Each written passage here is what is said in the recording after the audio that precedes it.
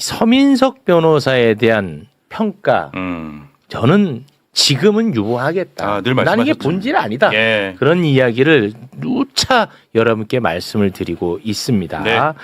자, 그러면 한번 만나보겠습니다. 이화영 부지사의 변호를 맡다가 잘린 판사 출신 변호사 서민석 변호사 박수로 모시겠습니다. 네, 안녕하십니까. 네, 논란의 인물 서민석입니다. 네. 우리 변호사님 관련해 가지고 매불쇼에서도 아주 강력히 제가 비판했던 기억이 있습니다. 예, 예, 아주 서운하게 봤습니다. 아, 다 지켜보셨죠? 네, 네. 네.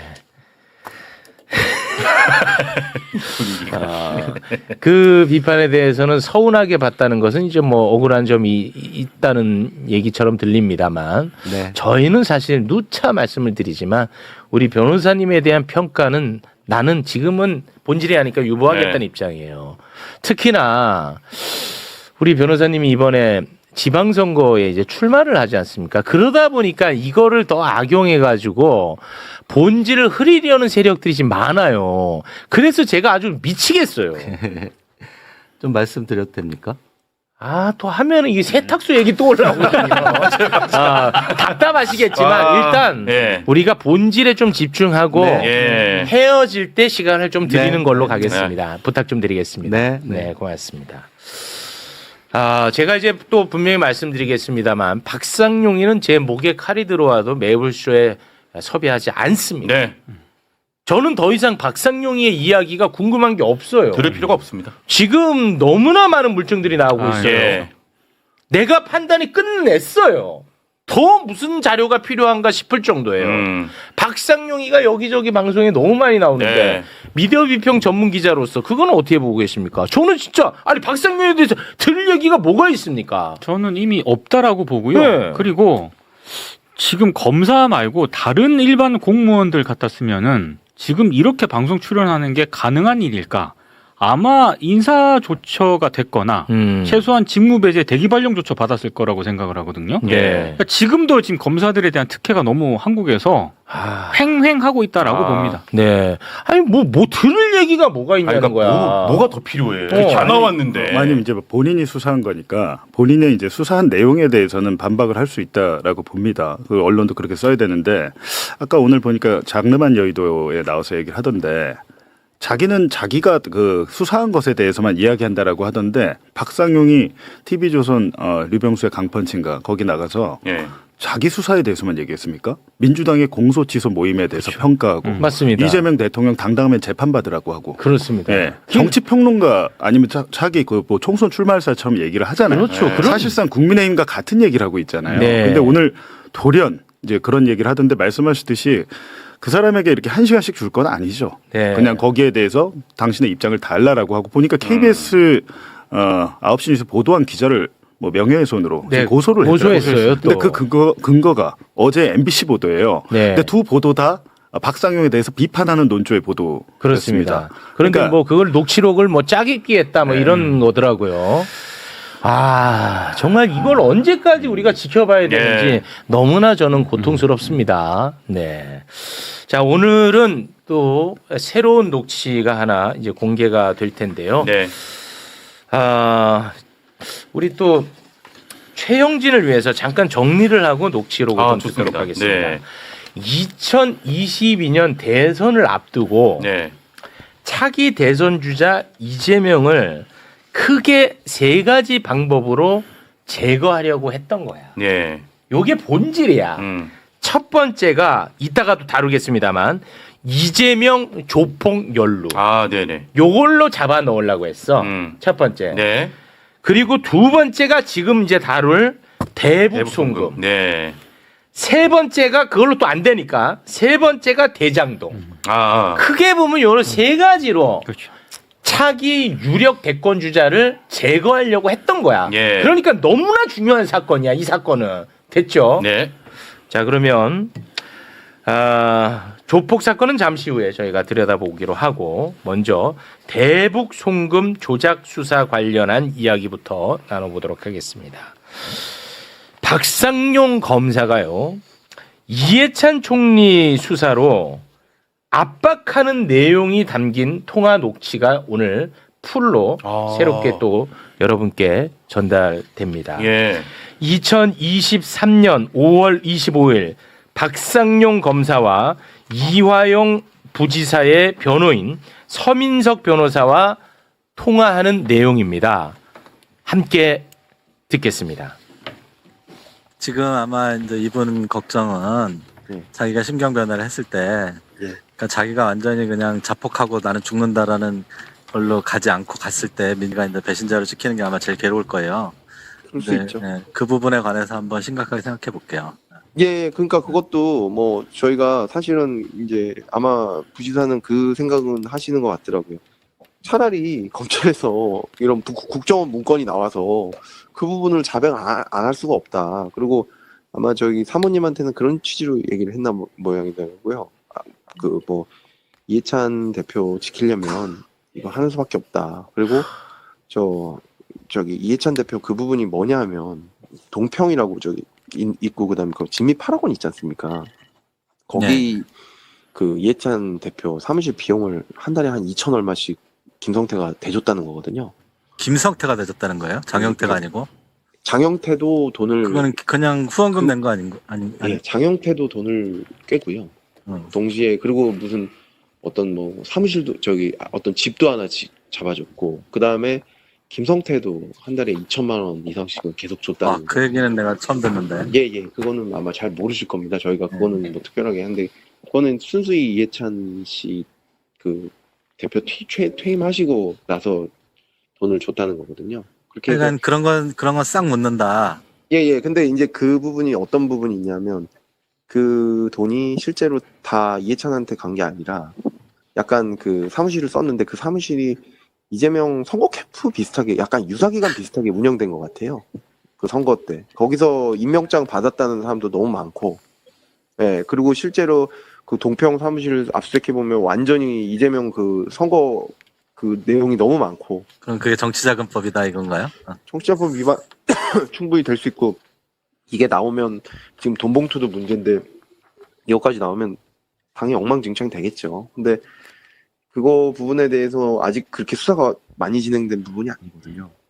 그런 부분이 있어서 그걸 오려를 많이 하는 것 같아요. 그러니까 이게 결국에는 이해찬도 이해찬이지만 또 결국에는 이재명으로 가게 되고 그게 결국에는 민주당으로 가게 되고 이런 여러 가지 복합관계가 있는데 알겠습니다. 이거를 나는 어떻게 해야 되냐. 민주당 쪽하고는 내가 아는 사람이 전혀 없기 때문에 예. 민주당 쪽 얘기를 들어볼만 좋겠지만은 그 설주한 변호사가 민주당 사람이니까요. 그 근데 사람... 그래 내가 일부러 그쪽하고는 연락을 안 해요. 설주한 변호사는 내가 알지도 못하거든요. 예. 그러니까 뭐 내일 근데 왜냐면은 일단 지금- 오긴 하는데 그거는 뭐 부장께서 보시든 안 보시든 그거는 그래서 하여간 내가 민주당 입장이 어떻고 민주당과 얘기를 나눌 수 있는 처지는 아니고요. 예. 일단 물론 본인과 가족 그 얘기만 좀 들어볼게요.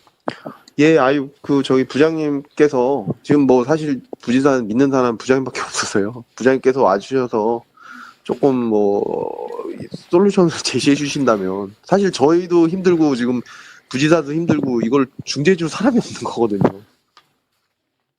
네, 요거 하나 좀 바로잡을 게 있는데요. 2023년 5월입니다. 이거 실수가 있었는데요. 예. 2025년으로 표기가 돼 있는데 2023년 통화 5월, 예. 내용입니다. 네.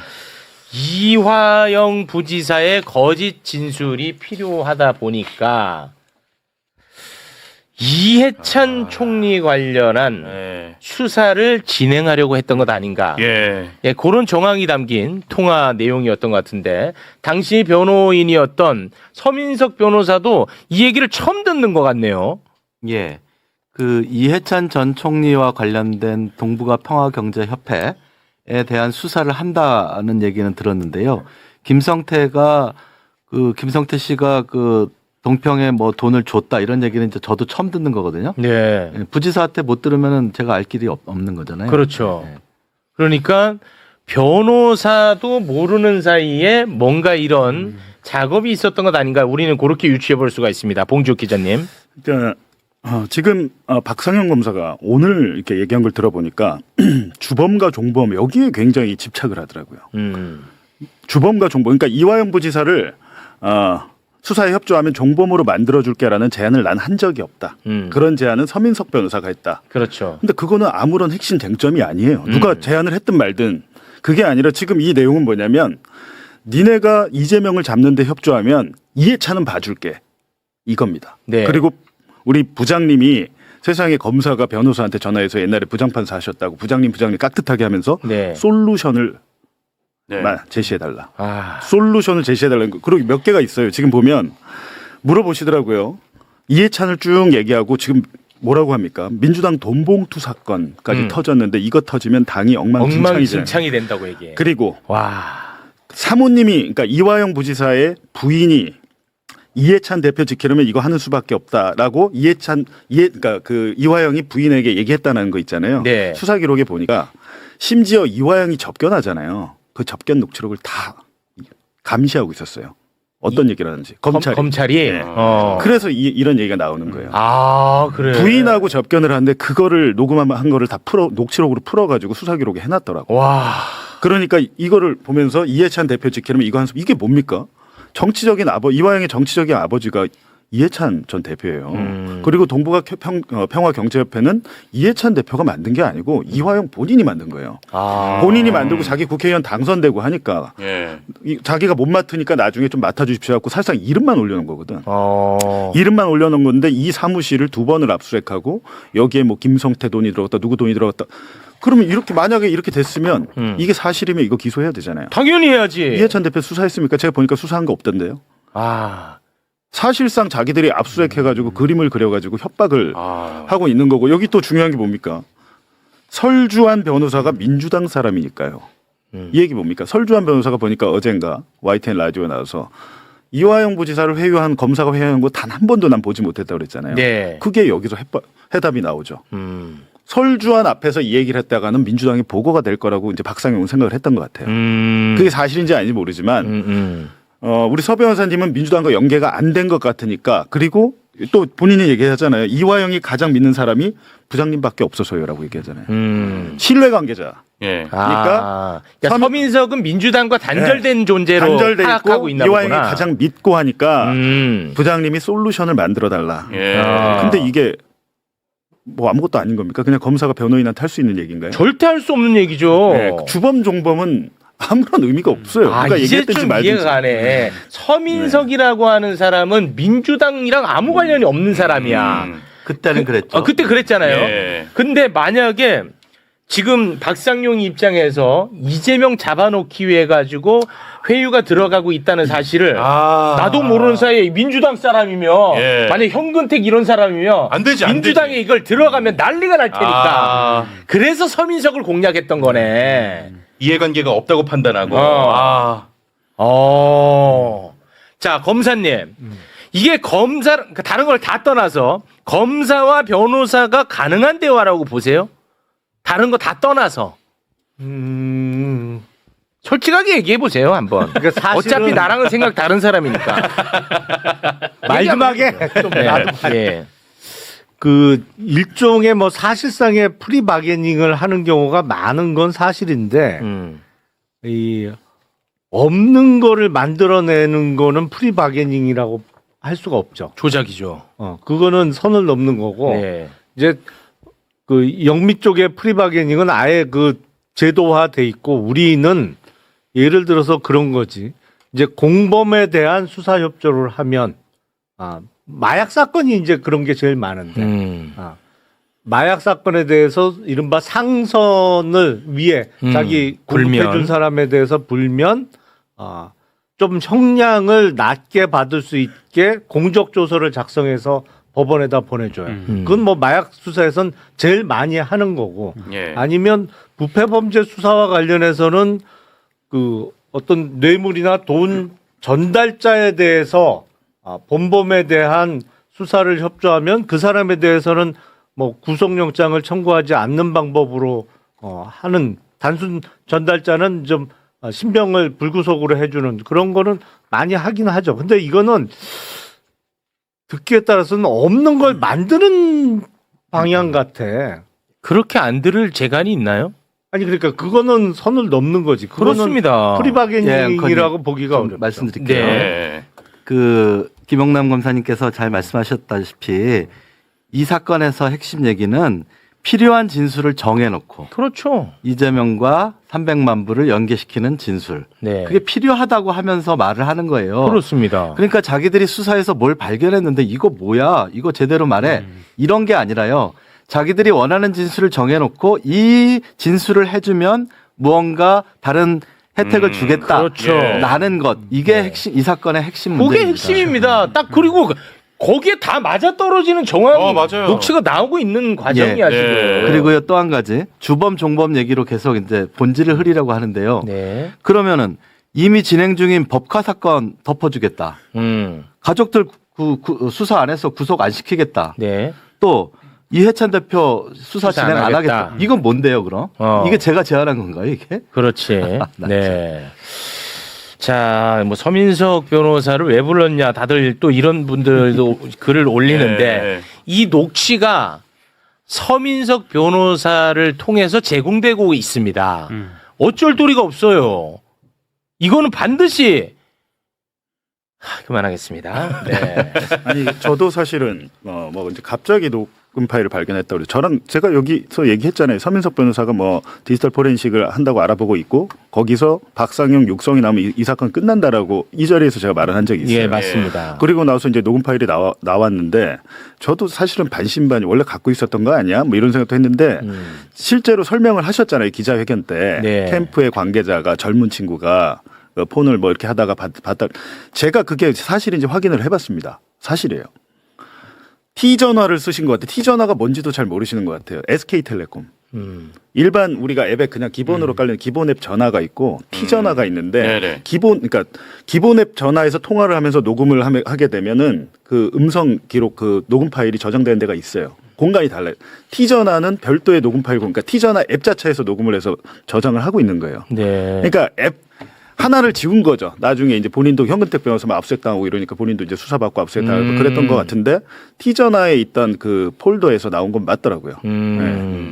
아, 그거는 사실로 확인이 네, 됐군요. 그러니까 그게 사실 저도 이제 반신반의해서 확인을 해봤는데 그건 맞는데 그리고 네. 뭐 선거에 이용하려고 한 게 아니냐?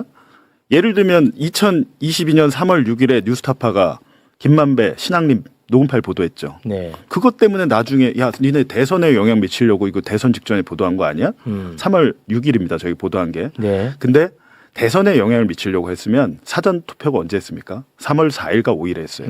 그 전에 했다. 역대 대선에서 가장 큰 사전 투표일이었기 때문에 그 전에 하는 게 맞죠. 이거를 만약에 본인 선거에 유리하게 하렸으면 제가 볼 때 만약에 저라면 한 3주 전에 2, 3주 전에 했을 것 같아요. 제가 네. 말씀드릴게요. 그 지난번에 왜 제가 그 정청래 대표 법률 특보로 임명됐다가 네. 뭐 진술 회유 조작 변호사라고 낙인 찍혀서 사퇴하지 네, 않았습니까? 제가 아주 거기에 앞장섰습니다. 예, 예. 아, 이거 죄송해요. 아까 서운하다고 한 거. 네, 아닙니다, 아닙니다. 아, 예. 네. 오늘 반론할 기회를 주셔서 고맙다는 네. 뜻이었어요. 예. 그런데 만약에 제가 이 녹음 파일이 있다는 사실을 인식하고 있었다면 내 선거를 위해서 법률특보라는 직책이 굉장히 중요한데 네. 그때 해명하면서 내놓지 왜 지금까지 있겠어요. 만약에 그리고 선거에 써먹으려고 했다면 경선 일정이나 경선 룰이 잡히기 전에 내가 써갖고 유리하게 써야지 경선 일주일 남겨놓고 이거를 하는 바보가 어디 있겠어요. 네. 아니 진짜로 최영재 씨 보세요. 내가 처음에 문자를 그 서 변호사한테 뭐라고 보냈어? 한번 읽어주세요. 그거 지금 보이는 거.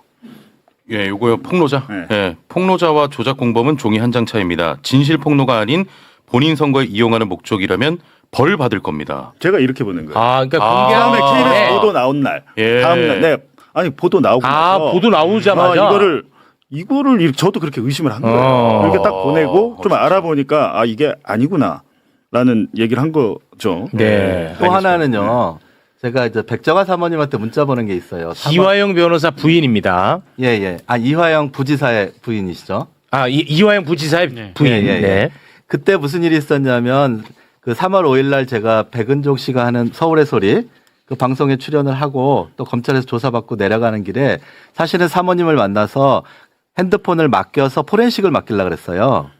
왜냐하면은 청주에서 알아보니까 마땅한 데가 없고 불가능하다 그래서 사모님한테 여쭤봤더니 사모님이 우리가 잘 아는 데 있으니까 한번 찾아보겠다 해서 제가 문자로다가 사모님 오늘 핸드폰 드리고 싶은데 왜 연락이 안 되세요 하는 문자도 보냈거든요. 그러니까 저는 그때까지도 포렌식을 하기 위해서 굉장히 노력하고 있었어요. 네, 찾으려고. 알겠습니다. 아니 근데 지금 사실 뭐 매불쇼는 뭐 그게 관심이 없어요. 이거는 이런 얘기 중요한 게 그만해. 아니에요. 제가 말씀드린 게 중요한 게 아니고 네. 이 녹음 파일 자체를 조작했느냐 아니냐, 그렇지, 이 음성을 그거는- 만들어냈느냐 아니냐 이게 중요한 거죠. 그렇죠.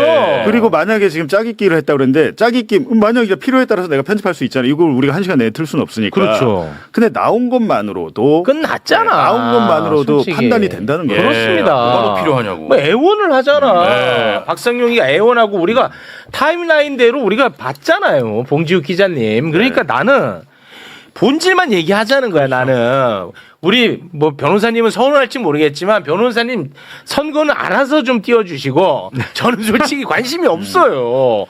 지금도 받아들인 사람에 따라 판단이 다 다릅니다. 다르죠. 평가가 예, 다르고. 맞습니다. 예, 그 얘기는 전 하고 싶지 않다. 왜냐 본질이 사라지니까. 이거 중요하죠, 진짜. 그렇습니다. 그리고 어제 서영교 의원도 매불쇼에서 얘기를 했습니다만 이해찬 전 대표와 관련된 이 부분 서영교 의원이 확인을 해보니까 사실이 좀 아니다. 아, 그거는 봉지욱이 더 잘 알아. 그러니까요. 그러니까 이게 원래 그냥 법 절차에 맞춰서 후원을 했던 후원금이 그렇죠. 있어요. 네. 네. 그거를 막 억지로 짜맞춘 거야. 아니, 그조차도. 김강민 변호사가 저랑 나왔을 때 정확히 얘기했던 얘기했었어. 검찰에서 강압 그것도 또 강압 그쵸, 수사를 이것도. 하고 네. 그 상납했다는 거 자료를 수사관이 만들어서 제시해서 인정하라고 하니까 강압 수사에 그냥 거의 어쩔 수 없이 사인했는데 그 법정에 와서 그 돈을 줬다는 분 있잖아요. 지금 장모 씨. 네. 이분이 지금 법정에 와서 야 나 그때 검사랑 수사관이 하란 대로 했습니다라고 폭로를 해버린 거예요. 네. 이게 지금 이런 상황인데 예, 그러니까 뭐 예를 들어서 검찰이 뭐 매달 얼마씩 줬다라고 이미 답을 딱 정해놔. 그렇죠. 그런 다음에 다른 데에 쓴 돈도 그 날짜를 끌어다가 그렇죠. 이해찬 총리한테 예. 준 것처럼 짜맞췄다라고 이야기를 했었잖아요. 그러니까 이 녹취에 나오는 박상현 검사가 하는 얘기가 사실이 아니다라는 그런 얘기. 혹시라도 높아지면서. 아, 혹시 네. 또 오해하실까봐. 네, 네. 문제가 진짜 뭔가 잘못이 있는데 수사를 안 한 것처럼 그렇죠, 느껴질까봐. 그렇죠. 그건 네. 아니라는 겁니다. 네. 네, 알겠습니다. 혹시 이 사단법인 동북아 평화연대가 지정 기부금 단체로 지정된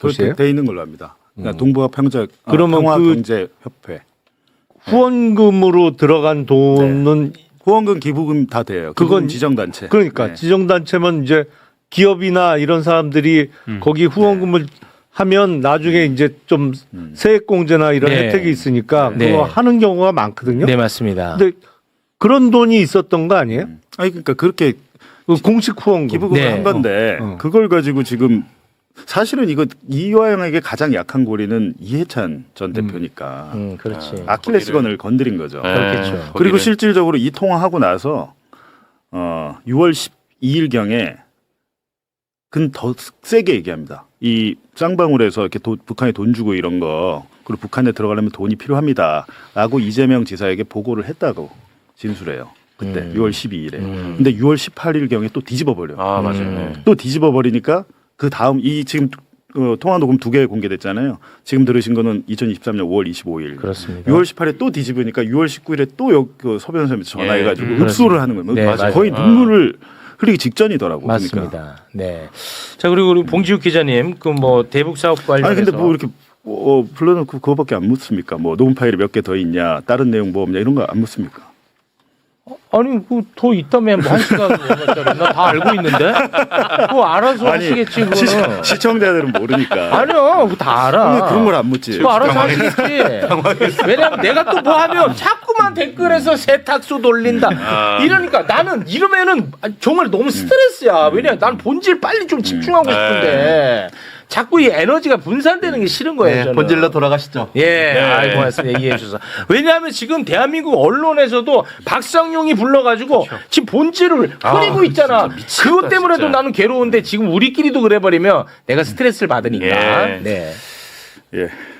그러니까 그 좀 얘기 좀 더 해주세요. 저도 잘 모르는데 지금 아마 국정조사를 앞두고 있어서 이게 조금씩 나오는 것 같아요. 네. 근데 국정조사에서는 뭐 훨씬 더 많이 나오고 아마 증인으로 나가시죠. 네. 나가시고. 아, 증인으로 네, 나가세요? 그 증인으로 채택됐다는 연락을 받았습니다. 네. 그래서 국정조사에서는 아마 그 5월 25일하고 6월 19일 네. 통화는 아마 풀 버전으로 다 틀지 않을까 싶고요. 음. 예. 저도 그걸 원해요. 근데 네. 이제 그 국정조사위원회에서는 자기네들 아직 시작도 하기 전에 다 나가면 안 된다.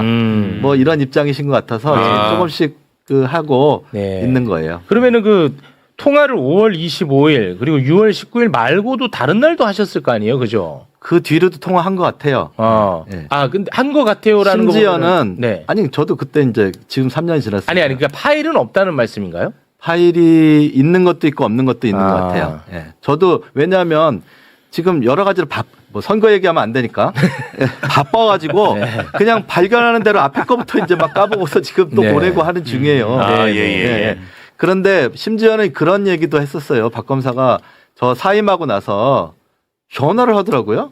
그래갖고 왜요? 나 다 끝났는데 그랬더니 면회를 또 가보시라는 거예요. 그래서 왜요? 그랬더니 이 부지사 너무 위험해 보이니까 가서 위로 좀 해주고 혹시 무슨 이상한 생각하시는 네. 그러니까 자기도 지금 그래놓고 걱정이 된 거예요. 아. 그래서 내가 굉장히 칭찬했어요. 아유 역시 공무원이 다르시네. 피의자 걱정도 하고 그래서 제가 이 부지사 한 서너 번 찾아갔었거든요.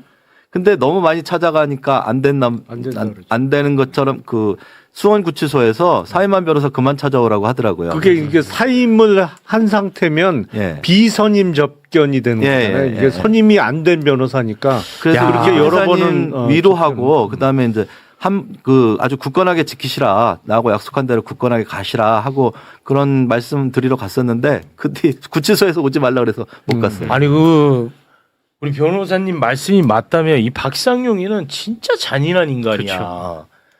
이자가 자기가 괴롭혀가지고 맞아요. 완전히 이화영 부지사가 지금 극단적인 선택 예를 들면 이상한 선택을 할 수도 있다라는 위험을 감지했다는 그렇죠. 거잖아. 지가 괴롭힌 거잖아. 그렇죠. 근데 이화영 부지사가 걱정된 게 아니야 얘는. 만약에 뭐 잘못되면 수사 날라가니까 이재명 못 잡으니까 그게 안타까우니까 달래주라고 했던 거 아니겠습니까? 제가 뭐 지금 대척점에 서 있는 박 와. 검사를 갖다 옹호할 건 아니지만 사람의 마음은 모르는 거잖아요. 모르지만 저는 그렇게 지금 느끼고 있다는 겁니다. 예. 네. 그럴 수도 있어요. 그죠? 와, 아니 본인 때문에 이렇게 괴로운 거 아닙니까? 그거는 뭐 부인할 수 없는 부분 아닙니까? 자기 때문에 위험한 건데 그거 괜찮냐고 막 위로해달라고 그러는 게 이상하잖아요. 와, 진짜. 그럼 박성용 왜 편 드세요 갑자기?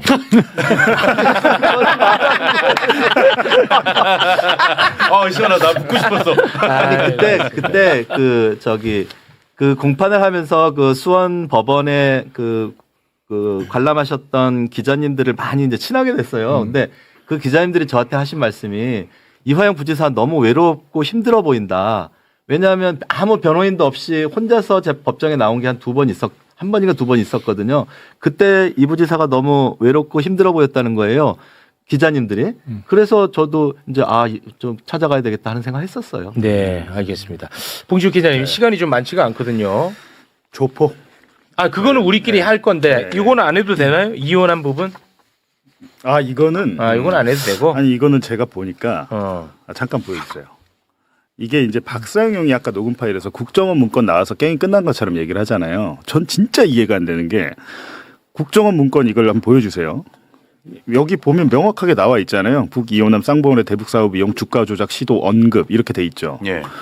이렇게 그러니까 그 본인의 수사 내용 공소 사실과 반대되는 그걸 뒤집을 수 있는 것들이 국정원 문건에 있다고 제가 이걸 다 공개를 했잖아요. 네. 근데 여기 보면 정찰총국 리오남이 지난해 3월경 그러니까 2019년 3월경 남북경협연구소 대표 김한신에게 대북 사업으로 쌍방울 계열사 주가를 띄워주는 대가로 수익금 일부를 받기로 했다며 쌍방울이 수익금을 일주일에 50억 원씩 전달하도록 할 테니 국내 백화점 상품권을 구입해서 중국 선양으로 보내달라고 요청했다.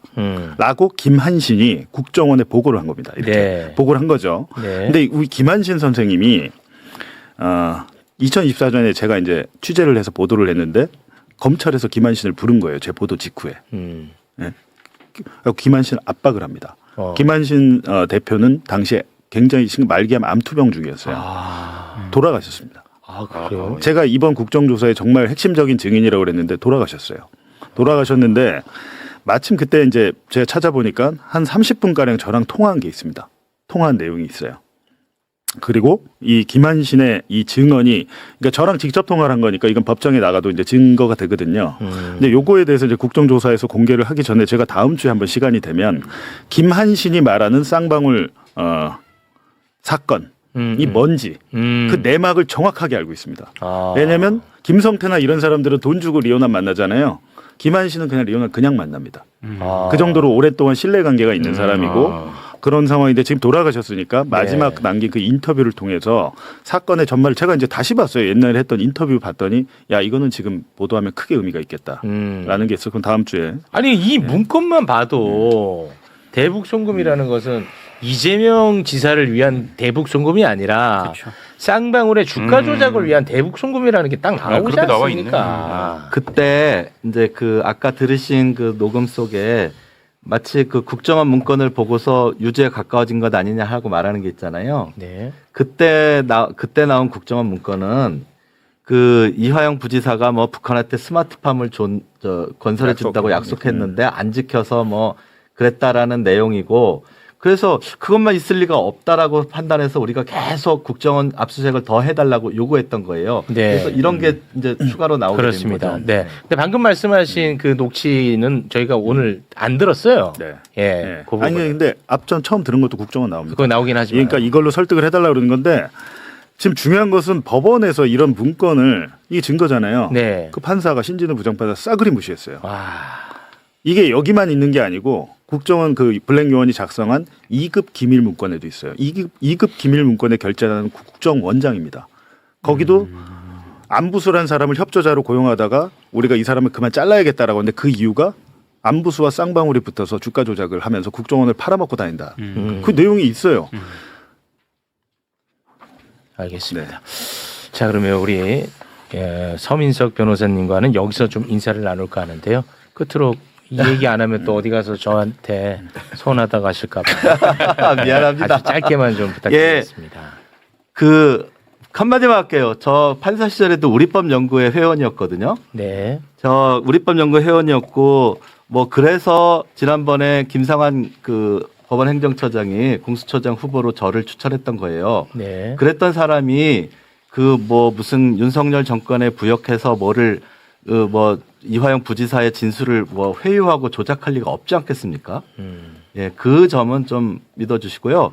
이화영 부지사와 이재명 대통령은 무죄예요. 적어도 대북 송금에 대해서. 네네. 그래서 이 부지사에 대해서는 재심이나 공소 취소 또는 가석방 이런 것들이 좀 이루어져야 한다고 저는 생각해요. 네. 7년 8개월형 중에서 이미 반 이상 복역했거든요. 네. 그리고 이제 공소 유지 여부에 대해서도 좀 심각한 논의가 필요하다고 생각합니다. 네, 알겠습니다. 우리 그 변호사님에 대한 평가가 이렇게 좀 갈릴 수밖에 없는 것은 이화영 부지사의 가족분들이 그런 이제 문제 제기를 했기 때문에 가족이 문제 제기를 하니까 그 말에 힘이 실리는 거 아니겠습니까? 네, 그런 오해할 측면. 수 있는 상황이 있었다고 생각합니다. 그런 거는 또 좀 이해를 해주시면 좋을 것 같습니다. 네. 저도 아직 우리 변호사님에 대한 평가와 판단이 아직은 좀 헷갈리는 상황입니다. 제 마음을 사과드리겠습니다. 또 말씀드릴 기회가 생길 겁니다. 알겠습니다. 서민석 변호사였습니다. 대단히 고맙습니다. 감사합니다.